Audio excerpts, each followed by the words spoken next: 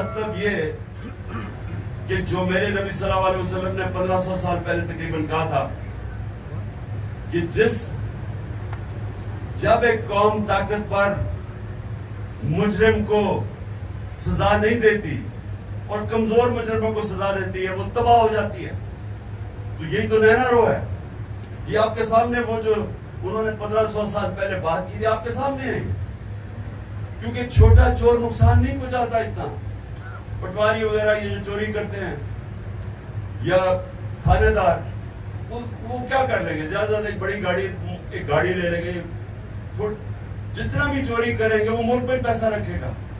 ये इतनी बड़ी चोरी करते हैं कि इनको पैसा बाहर भेजना पड़ता है। तो पहले चोरी का नुकसान, बड़ी चोरी का, फिर जब पैसा बाहर भेजते हैं, डॉलर्स लेके पैसा बाहर भेजते हैं, तो डॉलर एंड में कम हो जाता है।